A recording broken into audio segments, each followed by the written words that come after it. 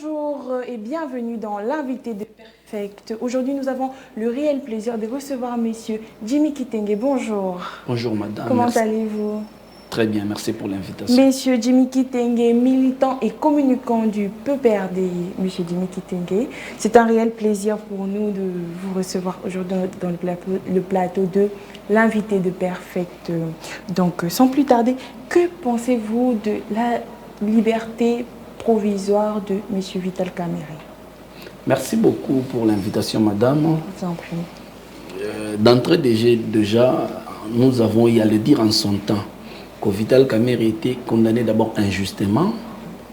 Et puis, il faut reconnaître que moi je ne suis pas juriste, je suis un architecte, mais les pratiquants de droit tels que M. Tony Mwaba, il nous a dit que l'infraction de vol intellectuel n'existe pas dans le code pénal congolais. Pourtant, le prof Kalouba, que je respecte bien, c'est un aîné, nous a inventé une magie juridique de vol intellectuel. C'est pourquoi nous avons dit déjà en son temps que Vital Kamerhe n'était que victime de ses convictions politiques, de sa vision politique. Il était victime de ses ambitions politiques des élections présidentielles de 2023. C'est comme ça qu'il a été victime de l'acharnement de certains incompétents autour du président de la République qui, du reste, ils ne sont pas capables de donner les meilleurs d'eux-mêmes. C'est comme ça qu'ils sont acharnés sur Vital Kamerhe. Vital Kamerhe est parti en prison pour combien? Pour 57 millions de dollars.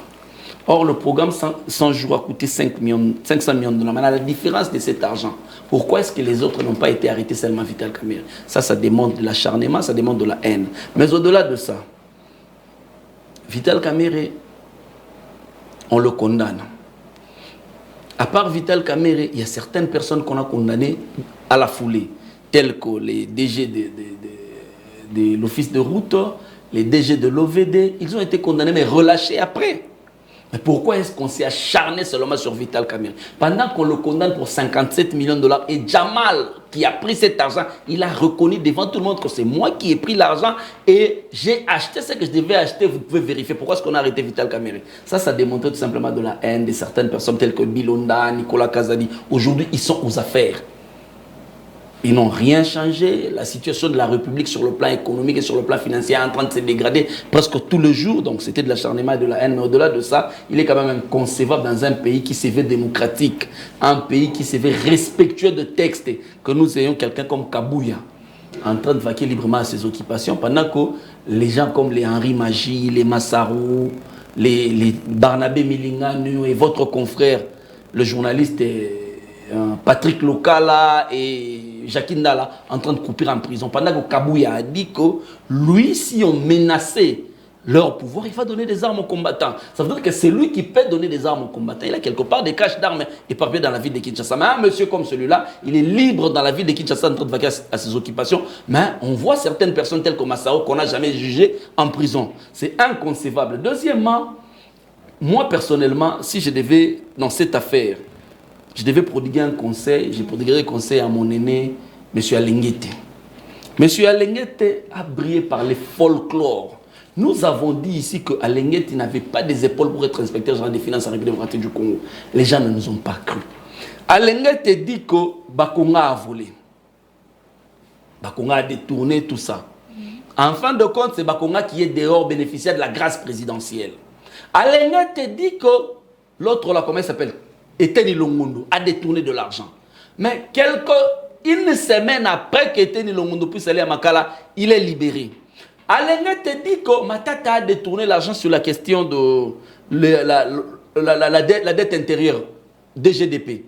Mais en fin de compte, ça a été prouvé noir sur blanc que Matata avait payé ces gens-là. Donc ça veut dire que quelque part, Alenguete devait se mettre un peu en retrait, devait arrêter avec les folklores, parce qu'il a brillé dans une légèreté de langage quand il dit que Sénat wana est un refuge ya ba miibi. Ba tuba botama na miibi, ba koli na miibi, ba bali na miibi, ba vivre vie na mona miibi. Ça c'est une légèreté de langage d'un monsieur qui s'appelle inspecteur général de finances. Mais aujourd'hui, il est démontré noir sur blanc que son régime a contredit tout ce qu'il a eu à fournir comme rapport sur la question Bakonga, sur la question Matata. Aujourd'hui, Vital Kamerhe est dehors. Donc, ça veut dire qu'à Alenguete, s'il a encore de l'honneur à préserver, il devait se taire et ne plus parler. Donc par là, vous déplorez une forme d'injustice? Non, en fait, il n'y a pas de justice. Il n'y a pas de justice, c'est du folklore. On nous a vendu du vent. Ce n'était qu'un chapelet de bonnes intentions. Mais sur le fond, il n'y a pas de justice. Parce que si seulement si on devait parler de 57 millions de Vital Kamerhe, maintenant la différence de l'argent, 433 millions de dollars du programme 100 jours, on en a fait quoi? 1 milliard de dollars détournés dans la gratuité de l'enseignement. Qu'est-ce qu'on en a fait? Qui est-ce qu'on a jugé? Qui les gelés, on a détourné de l'argent. L'Égypte qu'on a donné aux députés, c'est le fruit de la corruption parce que Safou a dit clairement que Tozol Koyi Samabunda pour paper sur la Jeep. Voilà un peu tout ça. On détourne de l'argent sur certaines questions à la maison civile du chef de l'État. Il y a des gens qui ont détourné de l'argent. Mais ces gens-là, on ne les poursuit pas en justice. On ne le poursuit pas en justice. Et vous trouvez normal dans un État qui se veut démocratique, où nous connaissons les salaires des députés et des membres de bureau, qu'un vice-président de l'Assemblée nationale, en 2 ans de mandat, puisse faire de dons d'une hauteur de 300 et quelques mille dollars, où il est en train de construire des écoles. Où as-tu trouvé cet argent? Et pourquoi faire de la fixation sur Vital Kamerhe pendant que le programme 100 jours a coûté énormément d'argent et on a détourné énormément d'argent? Vital Kamerhe était victime de ses convictions politiques. Moi, je pense qu'aujourd'hui, il est libre, il doit continuer avec la procédure pour qu'on puisse le laver définitivement de ces accusations qui, du reste, sont infondées. Donc, nous notons que pour vous, la liberté provisoire de M. Vital Kamerhe est une satisfaction. Non, pas une satisfaction. Pas une satisfaction. Ça démontre tout simplement qu'on n'a pas de justice dans ce pays. Et puis, au-delà de ça, il faudrait reconnaître qu'il n'était pas à sa place. La prison n'était pas la place de Vital Kamerhe. Parce que j'espère qu'au moins et vous, nous avons suivi religieusement le procès. Et nous avons suivi les pratiquants de droit. Quand Tony Moba, professeur de son État, il dit que l'infraction de vol intellectuel n'existe pas dans le code pénal congolais. Mais pendant qu'on a crucifié Vital Kamerhe pour infraction de vol intellectuel, qu'est-ce que ça veut dire? Non. Vital Kamerhe, la prison n'est pas sa place. Daniel Massaro, la prison n'est pas sa place. Henri Maji, Barnabé Milingane, Jacquin Dala, l'autre Patrick Local, ils n'ont pas de place en prison. Ils doivent être libres. Si et seulement si nous sommes dans un pays démocratique où la liberté de la parole est garantie, ces gens-là doivent être libres. Merci beaucoup. En parlant de l'armée ougandaise, que pensez-vous de la venue de l'armée ougandaise en RDC? Madame, je vais d'abord rappeler le fait, parce que les faits sont têtus, on peut ergoter autour du pot, mais les faits sont têtus. En 2014, Kabila va mettre en place une opération qu'on a appelée Pomme Orange. Il va défenestrer le mouvement rwandophone M23. Après avoir sanctionné sévèrement les M23, Kabila va décréter la fin de la guerre officiellement en République démocratique du Congo. Mais dans la foulée, il est né 2 mouvements terroristes, Codeco et ADF Nalu. Kabila a pris son avion avec son bâton de pèlerin. Il est parti partout pour dire au monde que vous êtes en train de faire face au terrorisme. Le terrorisme est né dans mon pays, le terrorisme est devenu actif dans mon pays. Mais ce sont ce genre de l'UDPS et certains impérialistes qui n'ont pas crié à Kabila, qui ont jeté de l'opprobre à Kabila quand Kabila menait la campagne contre le terrorisme. Mais plusieurs années après, aujourd'hui, l'histoire nous démontre que l'UDPS n'était pas préparé pour diriger le pays. Pourquoi? Parce que quand vous êtes face aux terroristes, vous faites face au terrorisme, ce n'est pas une guerre classique où il faut utiliser des méthodologies classiques. Non! L'Amérique, la plus grande armée du monde, les États-Unis d'Amérique, ils ont déployé plus de 350 000 hommes et de matériel militaire, énormément de tonnes de matériel militaire lourd en Afghanistan. Mais ils n'ont pas pu vaincre le terrorisme. Ils ont déployé énormément de matériel en Irak. Ils ont été incapables de vaincre le terrorisme. Conséquence, c'est qu'ils se sont rétractés. Ils se sont dit qu'il fallait changer de stratégie. Pour combattre le terrorisme, l'élément majeur, c'est d'abord le renseignement. Il faut investir dans le renseignement militaire et civil. Il faut investir dans le renseignement. Il faut former les unités spécialisées. Ce ne sont pas des unités combattantes telles que nous le voyons dans toutes les guerres, les infanteries et autres qu'il faut déployer pour combattre le terrorisme. Non, il faut des unités spécialisées pour combattre le terrorisme.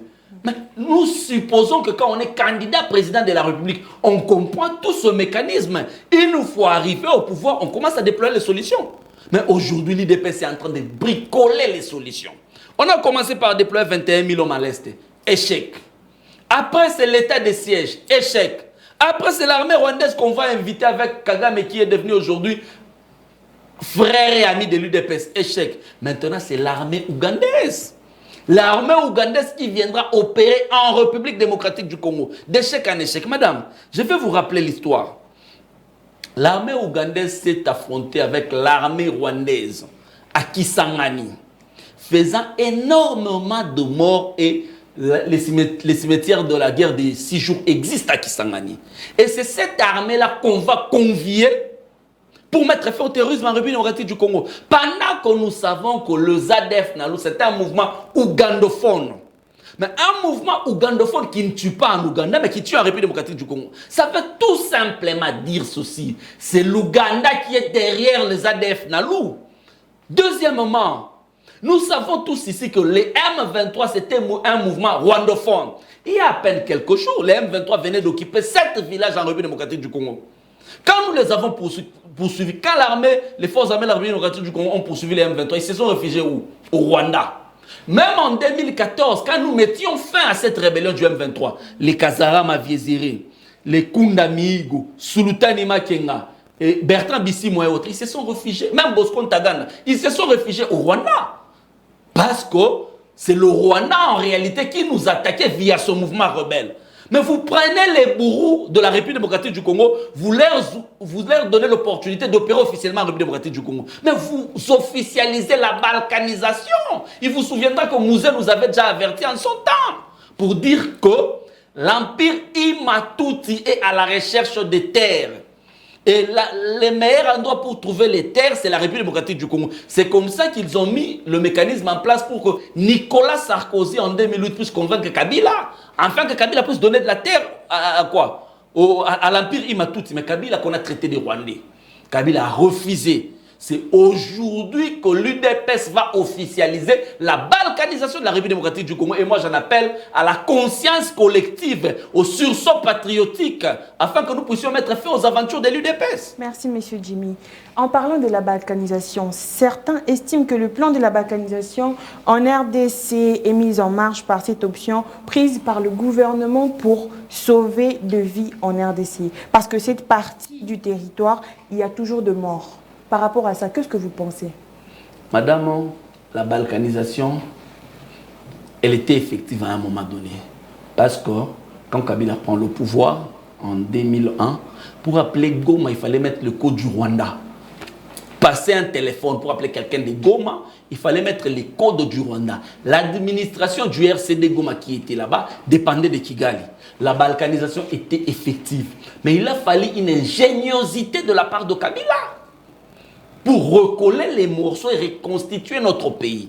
Mais malheureusement pour nous, nous faisons face aujourd'hui à un pouvoir des amateurs, à un pouvoir d'incompétents, à un pouvoir qui nous démontre l'impréparation. C'est comme ça qu'ils sont aujourd'hui en train de bricoler les solutions. Et il appartient à nous, peuple congolais, de faire preuve du sursaut patriotique afin de défendre les terres de Lumumba. Aujourd'hui, cela est fait par Félix Tshisekedi. Certains applaudissent et d'autres décryptent. Si cela a été fait par Kabila, que pensez-vous? Quelle aurait été la réaction de la population par rapport à la situation? Le gouvernement, qu'est-ce que les gens auraient pensé si c'était à l'époque de Kabila? Madame, d'abord, les gens ont tendance à faire le parallélisme entre ce que Kabila avait mené comme opération conjointe avec l'armée rwandaise et ce qui est en train d'être fait aujourd'hui. Il ne faudrait pas faire ce parallélisme-là car c'est de la fausseté. Kabila était face à un problème. Le prétexte du Rwanda pour agir en République démocratique du Congo via tout ce mouvement rebelle, c'était quoi? C'est qu'au Congo, vous hébergez les FDLR. Et les FDLR sont en train de se reconstituer pour attaquer le Rwanda. Conséquence, c'est que Kabila est allé aux États-Unis, aux côtés du secrétaire général des Nations Unies, du président américain George Bush et de Kagame. Ils se sont convenus que, comme le Rwanda donne le prétexte du fait que les FDLR sont en République démocratique du Congo, mener une opération conjointe, que le Rwanda localise les FDLR en République démocratique du Congo afin de mener une opération conjointe pour vider la substance du prétexte qu'avait le Rwanda. Kabila a accepté, malheureusement Vital Kamerhe a démissionné pour ça, mais nous avons localiser les FDLR. Nous avons dit à l'armée rwandaise, poursuivez, prenez ce que vous voulez prendre comme FDLR en République démocratique du Congo, allez avec eux au Rwanda. Ils sont partis. Mais quand ils ont osé, après cette opération, rebondir avec le mouvement rwandophone du M23, Kabila a agi en commandant suprême. Nous avons mis en place l'opération pour Mourage et nous avons défenestré ce mouvement rwandophone. Mais aujourd'hui, nous faisons face au terrorisme dont la racine est en Ouganda, la racine est au Rwanda de ce terrorisme. Comment voulez-vous que vous puissiez appeler les mêmes pays qui alimentent le terrorisme en République démocratique du Congo pour venir trouver des solutions chez vous? C'est une aberration très grave. C'est pourquoi j'ai dit qu'ils sont en train de bricoler les solutions. C'est pourquoi j'ai dit que même en étant candidat, ils n'avaient pas cerné les contours de la problématique qui touche la République démocratique du Congo. C'est pourquoi ils n'apportent pas de bonnes solutions. Le terrorisme, on le combat avec le renseignement, le drone, la formation des unités spécialisées. Aujourd'hui, dites-moi, nous avons les forces armées de la République démocratique du Congo. Est-ce que depuis qu'ils sont au pouvoir, ils ont détourné pratiquement plus de 3,5 milliards en 2 ans et demi, ils ont détourné plus de 3,5 milliards de dollars. Est-ce qu'ils ont investi combien dans l'armée? Est-ce qu'ils ont investi combien dans la formation des militaires? Ils ont formé une compagnie, ils ont formé un bataillon, ils ont formé un régiment. Est-ce qu'ils ont formé une brigade? Pas de formation. Ça veut dire qu'ils ne savaient pas ce qu'ils devaient faire une fois arrivés au pouvoir. C'est pourquoi nous disons que l'IFDPS a passé 38 ans à faire l'école buissonnière sous le bois. Parce que s'ils ne faisaient pas l'école buissonnière, s'ils maîtrisaient le contour de la gestion du pays, ils allaient directement nous proposer des solutions au lieu de bricoler au sommet de l'État. Merci, messieurs. Avant d'aller vers la chute, on va nous projeter une image et nous revenons juste après. Mais la violation des règles, c'est de la délinquance. Le lieu où une partie des recettes est affectée. Je vais terminer. Je vais terminer, mais laissez-moi poursuivre, Monsieur le Président. Ma femme. Ah oui, délinquance, ça veut dire... Ah oui.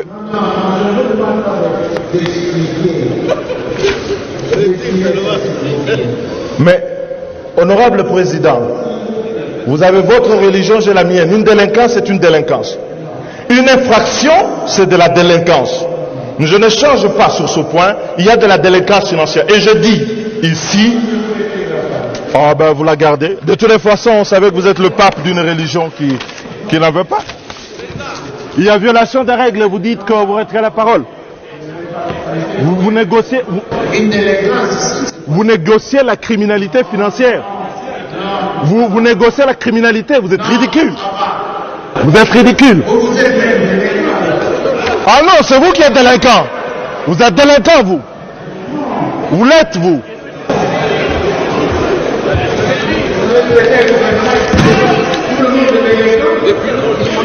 Mais la violation des règles, c'est de la délinquance. Mais le comble, c'est que vous vous rendez même pas compte. Vous êtes ridicule.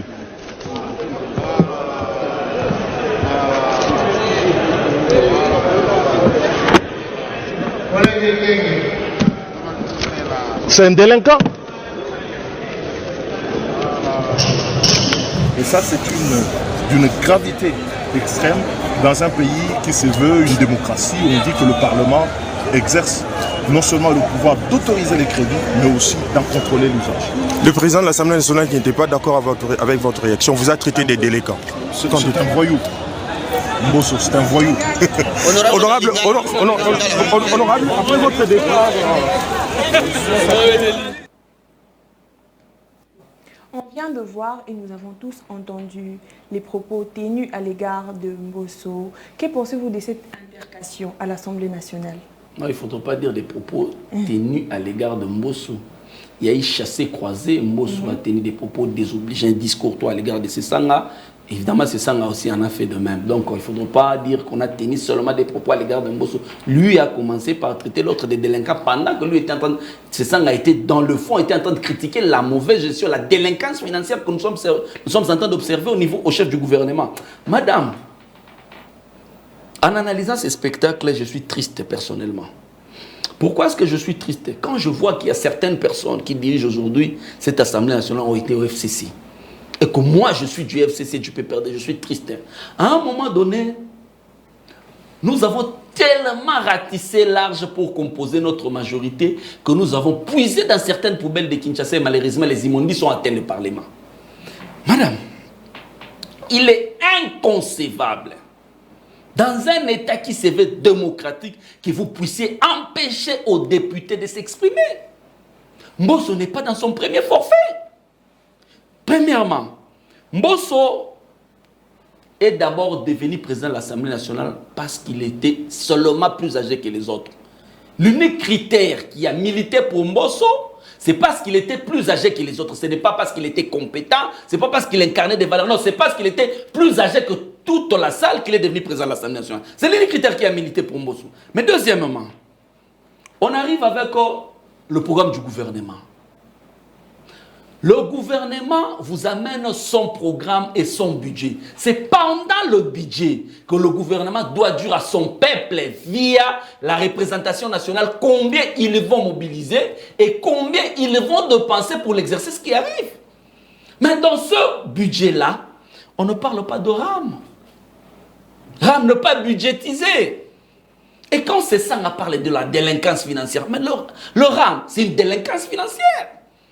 Ça n'a pas de texte, ça n'a pas de soubassement, ce n'est ni texte ni impôt. C'est une délinquance financière, c'est du vol. Un gouvernement qui est en train de piller son peuple. Mais quand un élu du peuple va monter au créneau pour démontrer par A plus B, parce que je retiens ici que c'est ça a été dans le fond. Il était en train de démontrer les égarements du ministre des Finances. Mais Mbosso, parce qu'il est toujours en train de protéger un régime aux abois, il a empêché ces sangs de s'exprimer librement. Ce n'est pas aujourd'hui que Mbosso commence avec ses forfaits. Je vous rappelle encore le gouvernement Ilunga Kamba. Est-ce que la mission d'un bureau d'âge, c'est de recevoir des motions pour faire tomber un gouvernement? Non.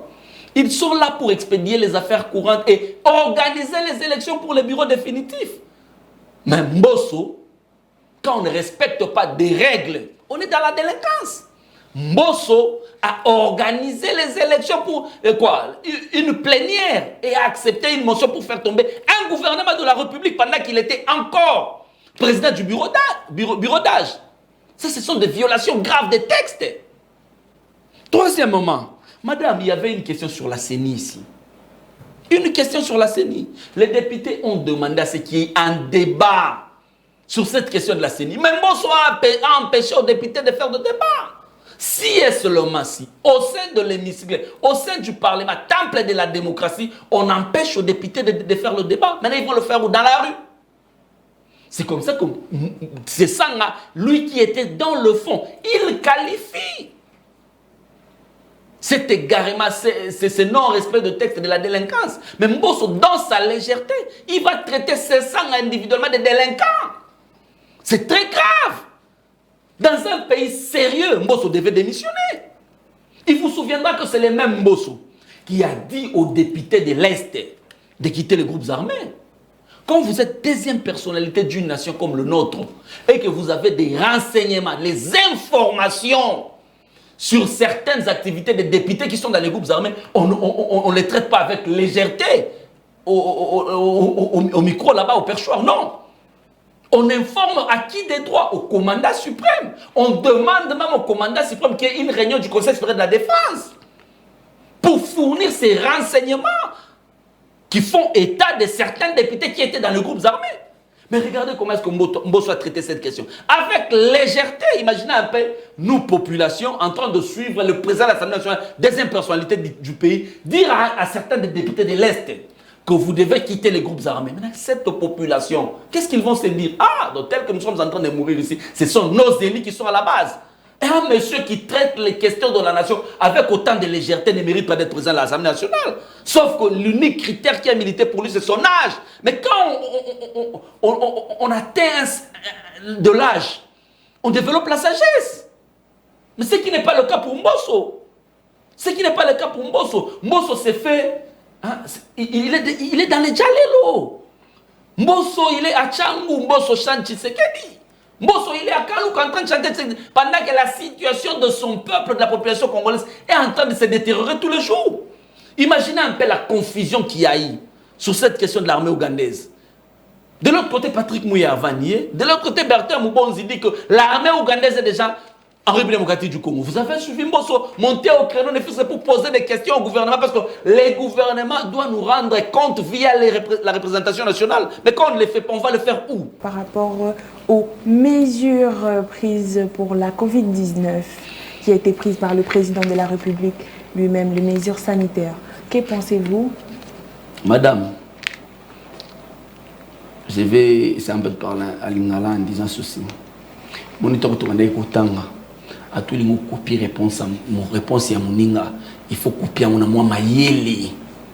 C'est pas parce qu'en Afrique d'ici on a dit qu'il y a un variant qui s'est développé directement ici on veut copier quoi? Depuis que nous étions là, depuis que cette pandémie a commencé, est-ce que nous avons déjà fait un bilan réel de l'évolution de cette maladie en République démocratique du Congo? Pendant qu'on était ici tous confinés, terrés dans nos maisons, les décisions prises par les présidents de la République, nous avons vu l'UDPS faire des manifestations publiques. Il n'y avait pas de contamination. Vous avez oublié les manifestations contre Malonda, les manifestations contre l'autre, la loi Minaku Sakata. Ça s'est soldé par des morts. Les manifestations ont été appelées par qui? Par Kabouya et Kabound. Le président de la République prend des mesures. C'est son parti qui viole les mêmes mesures. Vous avez tout suivi ici. Des fêtes, pendant qu'on avait interdit aux Congolais de fêter, de boire et de manger. Mais il y avait des fêtes qu'on organisait régulièrement à la Cité de l'Union africaine, autour de députés. Nous avons suivi certaines fêtes ici à Kolwezi, où l'autorité suprême du pays lui-même a dit que comme vous êtes avec moi, vous pouvez aller au-delà même du couvre-feu. Mais quand vous-même, le gouvernement, vous brillez par la violation de vos mesures, pensez que les Congolais sont tellement dupes, ils vont gober ces mesures comme ça avec facilité. Non, il faut qu'il y ait un civisme, une éducation civique, commençant par le gouvernement, les membres du gouvernement, commençant par le parti présidentiel. Quand vous violez vous-même les textes, vous violez vous-même les mesures que vous prenez, vous dites aux gens de rester à la maison, de ne pas faire des manifestations dehors de 20 personnes, mais on voit la Cité de l'Union africaine, les élus du peuple, autour de l'autorité suprême du pays, aux côtés des membres du gouvernement, en train de festoyer, en train de manger, en train de boire, tout en ne respectant pas les mesures barrières. Mais vous allez dire à la population de respecter les mesures barrières. Pendant qu'on est en train de trimer, on est dans la misère, on doit sortir pour se trouver un petit pain. Non, soyons sérieux, il y a nécessité du civisme et de l'éducation physique en commençant par le gouvernant. Et jusqu'à ce qu'on va descendre par le gouvernement. Mais sinon, j'encourage le peuple à respecter les mesures barrières parce que nous sommes des républicains, nous voulons le respect des textes. Merci, monsieur Jimmy Kitenge. C'était là l'invité de Perfect. Merci beaucoup. Le plaisir a été pour nous de vous recevoir dans notre plateau de Perfect TV. Bonne suite de programmes sur Perfect. Merci beaucoup, c'est moi qui vous